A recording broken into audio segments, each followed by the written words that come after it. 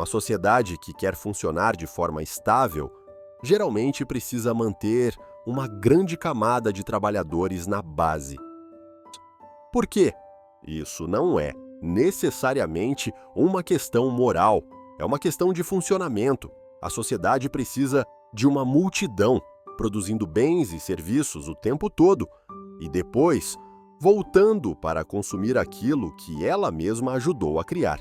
Uma multidão que gasta a maior parte da vida, do tempo e da energia no trabalho. Para a máquina girar sem parar, as pessoas precisam manter sempre uma motivação para subir, especialmente o desejo de possuir patrimônio. Mas o sistema muitas vezes é desenhado assim. Você até pode viver melhor do que a geração anterior, mais conforto do que seus pais, algumas viagens, lazer, restaurantes, e ainda assim fica cada vez mais difícil alcançar os ativos centrais. Por isso, as pessoas trabalham ainda mais, perseguindo um objetivo que recua a cada passo. E é assim que a máquina continua crescendo e continua funcionando. Bem-vindo ao Verdades Não Ditas, onde a gente fala sobre verdades que a sociedade preferiria que você não enxergasse. Informação, dinheiro, liberdade, tempo, emoções, pensamento. E acima de tudo, o mecanismo precisa de uma multidão ocupada com a sobrevivência, ocupada a ponto de não ter tempo para questionar as regras do jogo. O sistema não precisa de muita gente rica, mas também não pode empurrar a maioria para a miséria absoluta. Se empurra longe demais, a instabilidade aparece. Por isso, a sociedade costuma ser estratificada. Existe uma camada intermediária e uma camada de baixo, vidas estáveis o suficiente para não explodir, mas limitadas o suficiente para manter as pessoas correndo. Em muitas economias altamente urbanizadas, especialmente onde o custo da moradia e dos ativos cresce mais rápido do que a renda, começam a surgir gerações que simplesmente desistem, reduzem a ambição, rejeitam o acordo antigo, deixam de acreditar que uma vida inteira de trabalho vai comprar uma casa. A cultura popular também reflete isso. Filmes e histórias sobre desigualdade, dívidas e distância entre classes. É um sinal de pressão acumulando por baixo da superfície. E aqui está a parte sutil. Quem está embaixo não se sente como ferramenta, recebe conforto suficiente para esquecer o cansaço. Redes sociais, entretenimento, algumas viagens por ano. O bastante para anestesiar, mas não o bastante para parar, olhar mais fundo e questionar o jogo inteiro. A sociedade sempre precisa dos pobres, porque sem uma base, a pirâmide não se sustenta. Olhe para a história. A nobreza feudal controlava a terra e alugava. O capitalismo industrial possuía máquinas e fábricas e contratava mão de obra.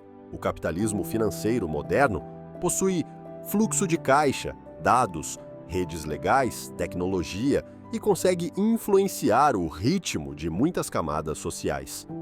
Não importa a época, não importa o modelo, a base costuma ser grande, substituível e com pouca capacidade de negociação. Por quê? Porque o mecanismo é programado para manter uma massa de pessoas sem compreender o desenho do sistema. E por que fazer isso? Porque a sociedade não é otimizada para a justiça perfeita. Ela é otimizada para controlar a instabilidade. A multidão é ao mesmo tempo a força que sustenta o sistema e a fraqueza se não puder ser contida. No passado, a ordem era mantida com violência aberta, esmagando revoltas pela força. Hoje é diferente. O controle moderno precisa menos do chicote, porque construiu uma cadeia de gestão do comportamento coletivo. E quase todo modelo social depende disso para manter estabilidade. Para controlar seres humanos, uma espécie inteligente, a violência bruta é o último recurso. O que funciona melhor é um quadro de recompensa e punição. E, principalmente, definir o que é certo e errado, sucesso e fracasso, competente e incapaz, aceito e excluído. Você pode chamar isso de regras do jogo ou de normas sociais. Dentro desse jogo, quase tudo o que as pessoas fazem vira pontuação. E a multidão não precisa saber quem escreveu as regras. Basta saber que fazer A gera aprovação, fazer B vira fracasso, fazer C traz punição, fazer D traz celebração, dinheiro, status, futuro. Quando as recompensas ficam claras e são repetidas o suficiente, cada indivíduo se ajusta sozinho, automaticamente, para fazer o que o mecanismo quer. Passo 1. Padronizar o pensamento com uma escala social de pontos. O mundo digital cria uma arena, onde as pessoas desenvolvem reflexos diante de listas de recompensa e punição aplicadas em escala social. O pensamento coletivo é empurrado para um molde por critérios de avaliação. Sucesso é ganhar tanto por mês. Homem tem que ter casa e carro. Casar exige patrimônio. É preciso consumir, aproveitar, viver rápido, não desperdiçar a juventude. Quando esses padrões são injetados sem parar, a multidão tende a gastar tudo o que ganha, perde a base de acumulação para mudar de posição, mas continua com pressão suficiente e motivação suficiente para seguir trabalhando. As definições de sucesso e fracasso não vêm só da escola ou da lei. Elas são injetadas pelo entretenimento e pela cultura de massa, programas, filmes, TV, redes sociais. Isso não existe apenas para divertir. Isso ensina como pensar, como amar, como viver, como gastar, como competir, e a maioria não percebe. E quando falha, a pessoa costuma concluir: eu não sou bom o bastante, em vez de perguntar: será que o jogo foi desenhado para a maioria perder? Nesse sentido, o entretenimento moderno funciona como anestesia da consciência. O objetivo é fazer a multidão nunca suspeitar que está sendo guiada. Passo 2. Fazer a multidão se vigiar. Quando o passo 1 dá certo, quando as normas já foram plantadas na maioria, o mecanismo pode recuar, porque a própria multidão vira guardiã das regras. As pessoas se comparam ao padrão e atacam os outros para provar que estão dentro do esperado, que estão do lado certo. E é aí que o controle fica mais barato. Não é preciso repressão constante, porque a multidão faz esse trabalho no lugar do mecanismo. A multidão acaba criando, por conta própria, uma polícia moral, fiscais de pensamento, tribunais online. Ela monta um sistema automático de pontuação com curtidas, reações, compartilhamentos, corações, indignação. O número de seguidores vira medida de valor. KPI, notas, bônus e salário viram medida do valor de um funcionário. No fim, é um jogo de psicologia digital. Quem não participa fica invisível, e então as pessoas começam a competir. Competem no consumo, competem no prazer, competem no trabalho, competem na imagem, competem no dinheiro. A maioria passa a acreditar que está livre, quando na prática vive dentro de um reflexo condicionado, moldado de antemão. Escravidão mental é a escravidão que não precisa de correntes, porque as correntes reais já estão na cabeça. Você não é tão livre quanto imagina. Você só escolhe o tipo de corrente que parece mais confortável. As prisões mais eficientes são aquelas em que os próprios presos vigiam uns aos outros. Quem quebra a regra é punido pela própria cela. O carcereiro nem precisa aparecer. A multidão vira o sistema imunológico do mecanismo. Quem resiste é isolado, quem obedece é recompensado, ganha visibilidade, promoção, sobe na vida. Mas é preciso deixar claro, regras, moral, valores e padrões sociais não são totalmente ruins. Eles podem ser ferramentas para moldar uma comunidade, impedir que ela desabe por dentro e evitar que seja engolida por fora. O ponto central é este: quando você já não consegue distinguir o que é uma estrutura para sobreviver do que é uma estrutura para ser manipulado, A sociedade se transforma num rebanho, guiado, mas convencido de que é livre. Hoje não é mais a era de ser bonzinho, é a era de ser esperto. O consumismo não precisa mandar você comprar algo específico. Ele só precisa desenhar um destino chamado sucesso, criar uma imagem ideal e então a própria sociedade passa a se pressionar o que fazer, como gastar, como viver. A mídia também não precisa mais dar ordens. Ela ensina as pessoas a viver, a competir. E aquilo que a sociedade chama de liberdade, felicidade e civilização pode virar a cobertura perfeita para um novo tipo de controle, sem tocar em você, apenas direcionando. A fronteira não está na lei. A fronteira está na consciência. Saber em que jogo você está. Saber quem escreveu as regras, ou, mais precisamente, a que mecanismo essas regras servem. Saber se a recompensa é real ou se é só um bônus colorido, o bastante para você continuar correndo. Se você não enxerga essa fronteira, quanto mais correto você vive, mais fácil é ser usado, servindo objetivos que não são seus. E é por isso que a sociedade sempre precisa de uma camada grande na parte de baixo. Não por maldade, mas porque o mecanismo depende disso. Precisa de uma multidão para sustentar a pirâmide lá em cima. Precisa que trabalhem, consumam, sonhem, se frustrem e repitam o ciclo. Precisa que a maioria viva na ilusão de que escolhe livremente, quando na verdade só está jogando um jogo cujas regras já foram escritas. O perigo maior não é a pobreza material. O perigo é não perceber a fome de pensamento. Pobreza não é só falta de dinheiro, é perder a capacidade de questionar. Por isso, o mecanismo pode deixar você escolher quase tudo, menos duas coisas: tempo para pensar e perspectiva para enxergar o jogo inteiro. Quando a multidão aceita que estar embaixo é culpa do indivíduo, falta de capacidade, falta de mérito, o mecanismo se torna quase eterno. Os pobres não se rebelam, eles brigam entre si, não perguntam quem escreveu as regras ou quem está direcionando, só perguntam por que ainda não chegaram onde os outros chegaram. E é aí que os pobres viram o recurso mais sustentável da sociedade, sem correntes, só com metas para perseguir. Nesse jogo, quanto mais obediente você for, mais fácil é ser usado. Quanto mais competente você for, mais eficiente será a sua exploração. Então não pergunte apenas como eu saio da pobreza. Pergunte quem está definindo o que é pobreza e de quem é o jogo que eu estou jogando. Porque se as regras não foram escritas por você, não importa o quão rápido você corra, você ainda é uma peça, movida na direção que alguém escolheu. Despertar não é rebelião. Despertar é conhecer o mapa, entender o mecanismo e escolher a forma certa de jogar.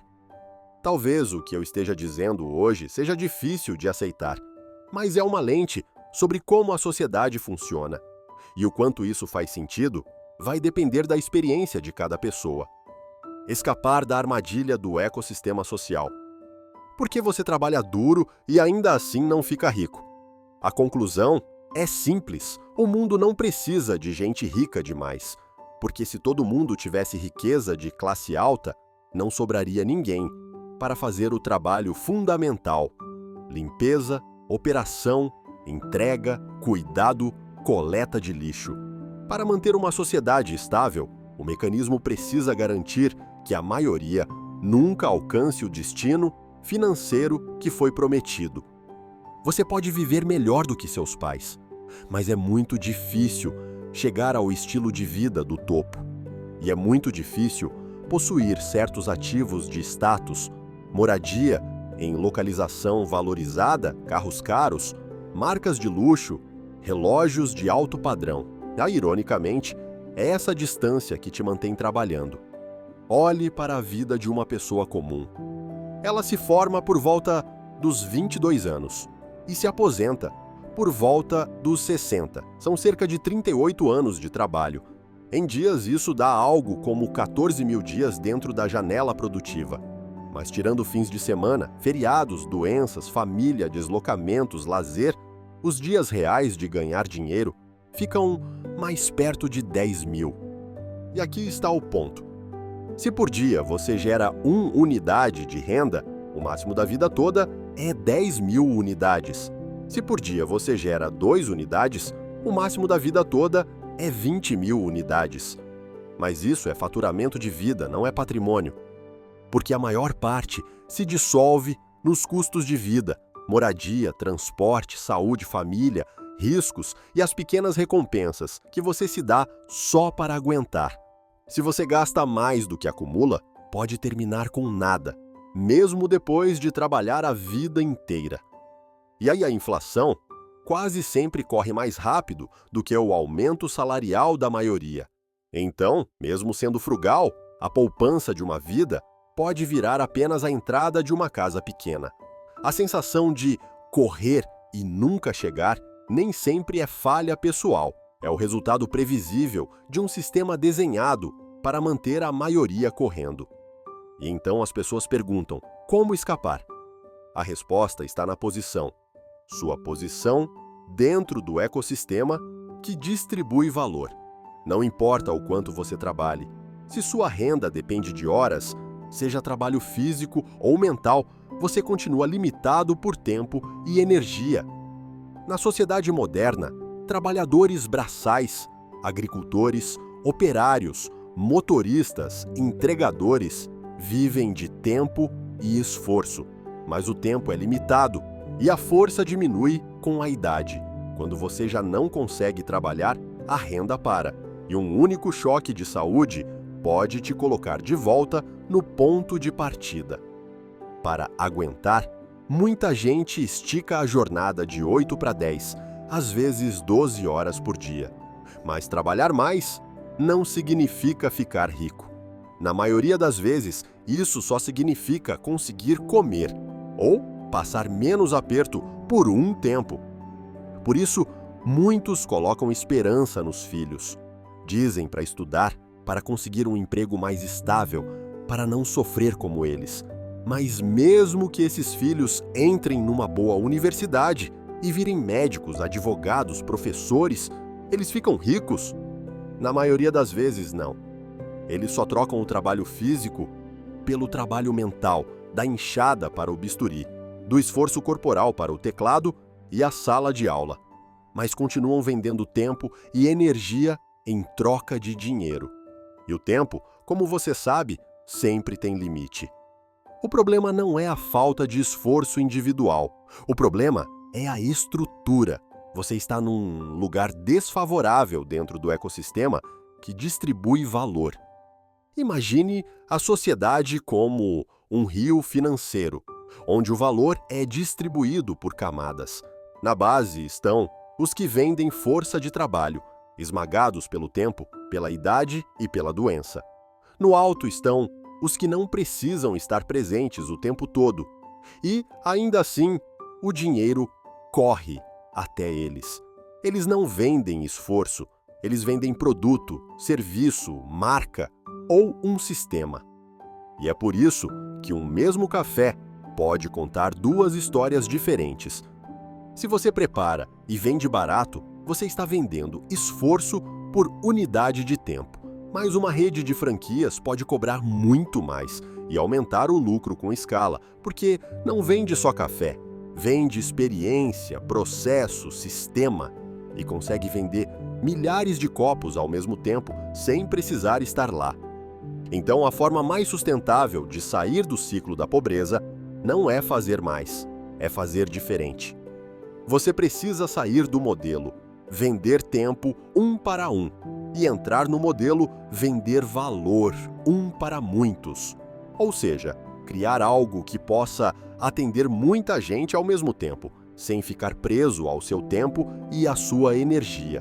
Pode ser um produto, um serviço, uma plataforma digital, um canal no YouTube, um curso online ou um modelo de negócio que funcione mesmo quando você não está presente. Parece grande. Então comece pelo exemplo mais simples.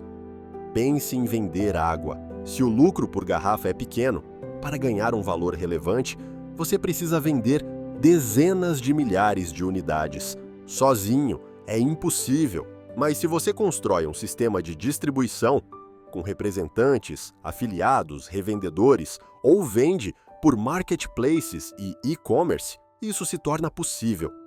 A força está na escala, não está nos músculos, nem no diploma.